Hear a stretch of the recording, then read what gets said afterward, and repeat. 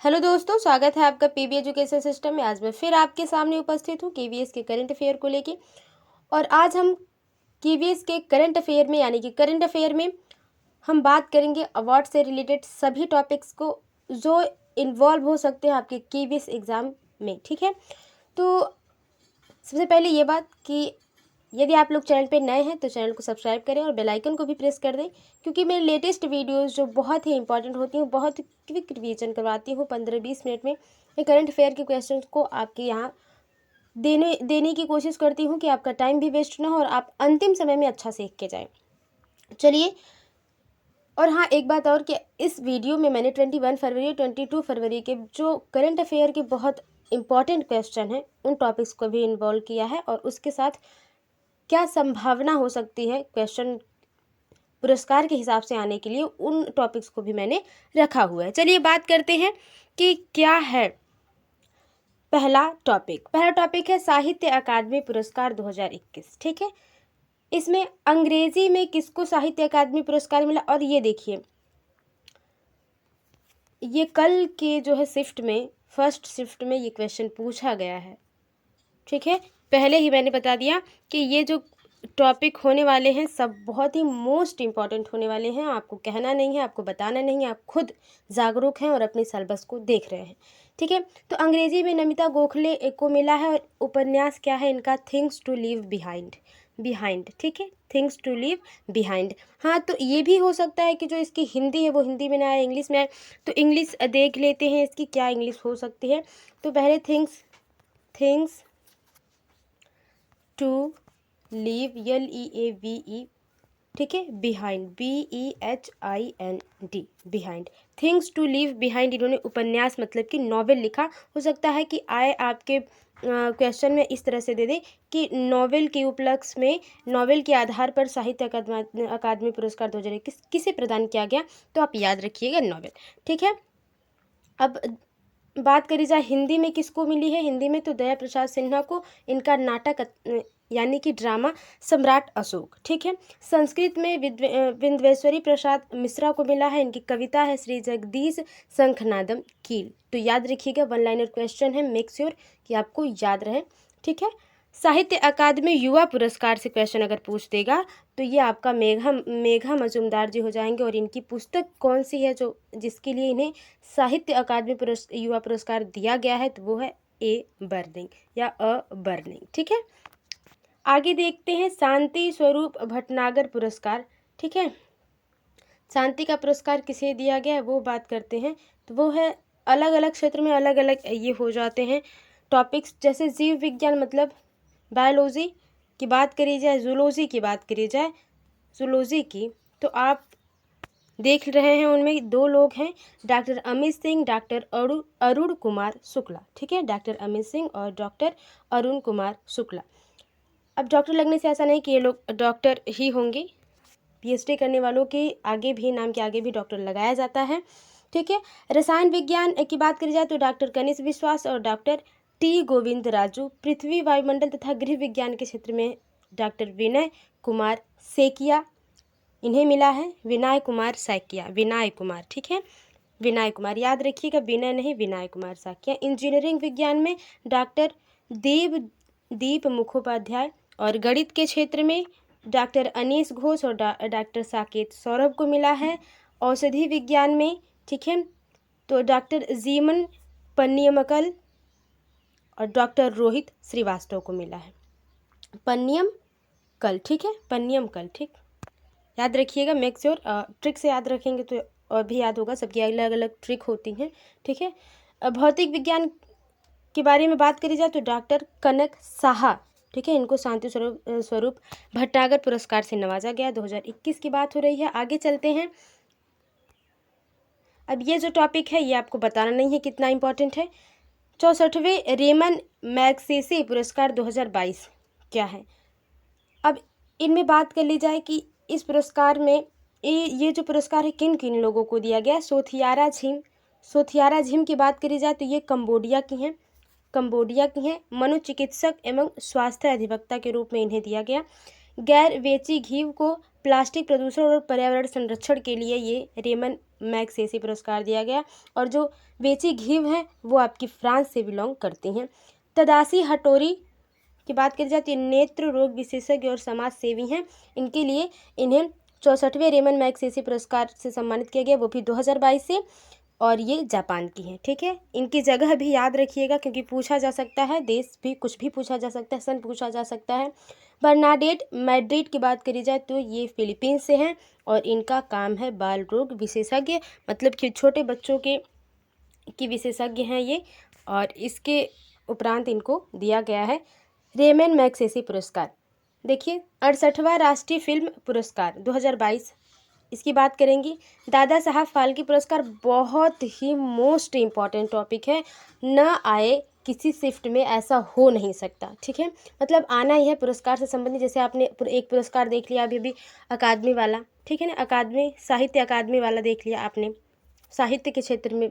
गोवा में भी जो आपके अवार्ड दिए गए हैं उन अवार्ड को भी मैंने शामिल किया है जो आपके सेकंड शिफ्ट में या फर्स्ट शिफ्ट में पूछे गए थे। ठीक है, चलिए बात करते हैं क्या है कि सर्वश्रेष्ठ फीचर फिल्म रोराई पोट्टू। अब रोराई पोट्टू नाम से ही आपको पता चल रहा है कि तमिल फिल्म है। ठीक है, सर्वश्रेष्ठ हिंदी फिल्म जो है तुलसीदास जूनियर, और इसके निर्देशक जो है मृदुल महिंद्रा। याद रखिएगा, मृदुल महिंद्रा। पूछा जा सकता है कुछ भी कहीं से। सर्वश्रेष्ठ अभिनेता अजय देवगन है, और सूर्या को आप जानते होंगे, ये भी एक तमिल के एक्टर हैं। सर्वश्रेष्ठ अभिनेत्री अपर्णा बालमुरली जी हैं, और ये फिल्म सुरराई पोट्टू के लिए ही उनको भी दिया गया है। बेस्ट सपोर्टिंग एक्टर की बात करी जाए तो बीजू मेनन जी हैं। ठीक है, आगे बात कर लीजिए। या अब सर्वश्रेष्ठ अभिनेता और दादा साहेब फाल्के पुरस्कार, ये बिल्कुल याद रखिएगा आपको।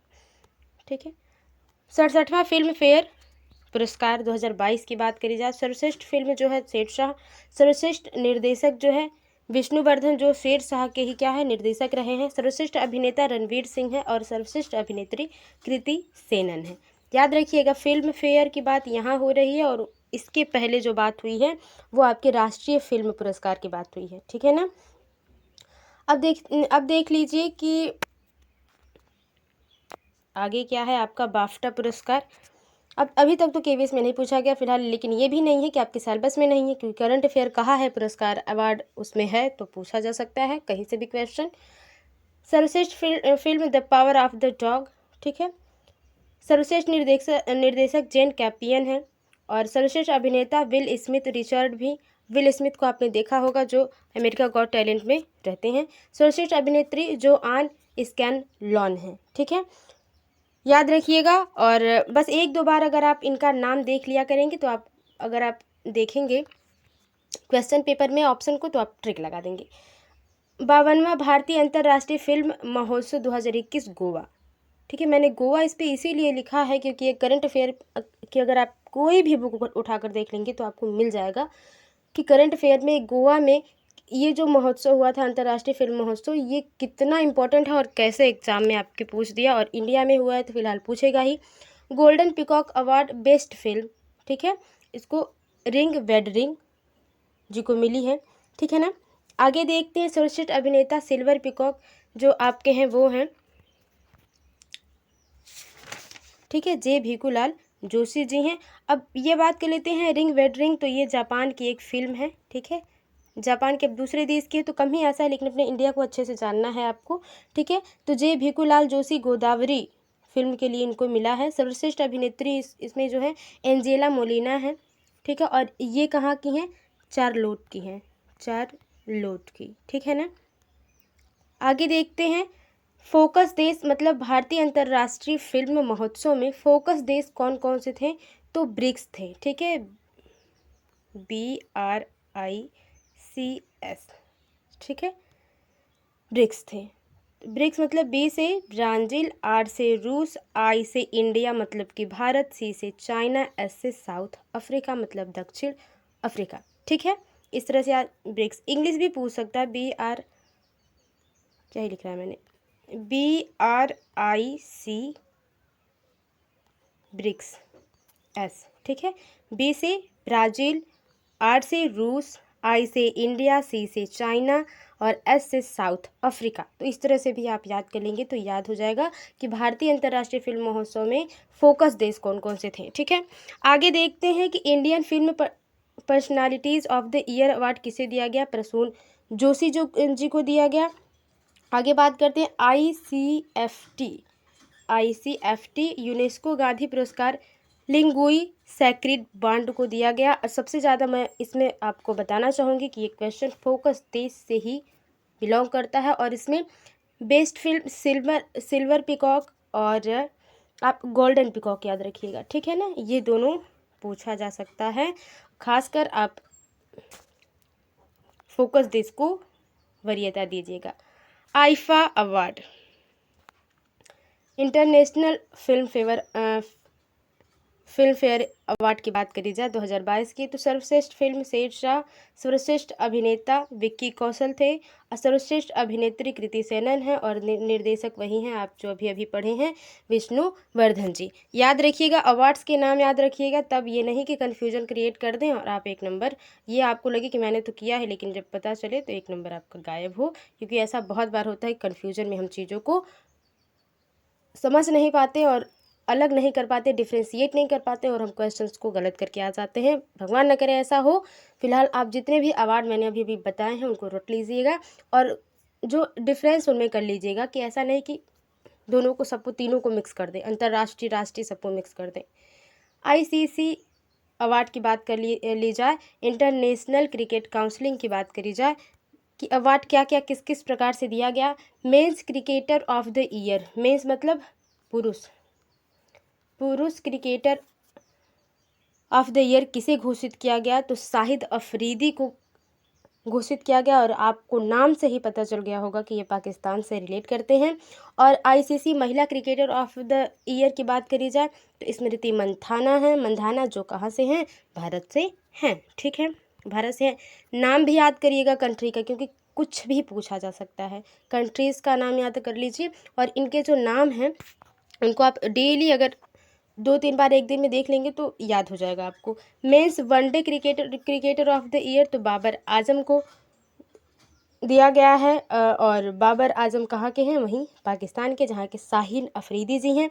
और महिला one day cricketer of the year की बात करी जाए तो लिजेल ली हैं जो दक्षिण अफ्रीका की हैं, जो आपकी अभी हम लोगों ने पढ़ा है कि किसमें 52वां भारतीय अंतर्राष्ट्रीय फिल्म महोत्सव में फोकस देश में शामिल है। ठीक है ना, दक्षिण अफ्रीका। आगे बात करते हैं men's T20 one day cricketer of the year Mohammad Rizwan हैं। ठीक है, इनको men's T20 one day cricketer of the year घोषित किया गया है मोहम्मद रिजवान को, और मोहम्मद रिजवान भी आपके पाकिस्तान के हैं। और महिला T20 one day cricketer of the year की बात करी जाए तो टैनी ब्यूमोट हैं जो इंग्लैंड से बिलोंग करती हैं। आगे देखते हैं आगे क्या है 67वां फिल्म फेयर अवार्ड 2022। 67वां फिल्म फेयर अवार्ड, अच्छा ये तो बात हमने कर दी, ये सारी बात हो चुकी है अभी। ठीक है ना, तो ये थे आपके करंट अफेयर के मोस्ट इम्पॉर्टेंट अवार्ड संबंधित टॉपिक्स। आई होप आपको पसंद आई होगी वीडियो। अगर थोड़ी सी भी हेल्पफुल लगी हो वीडियो तो वीडियो को लाइक शेयर कमेंट करें और कमेंट बॉक्स में बताएं आपको और किस क्वेश्चन या किस टॉपिक पे वीडियो चाहिए जो आपका नहीं तैयार है, और मैं किसी ट्रिक या किसी अच्छे स्पेशल ट्रिक के साथ आपके साथ उन चीज़ों को शेयर करूँ ताकि आपको याद हो जाए अंतिम समय में।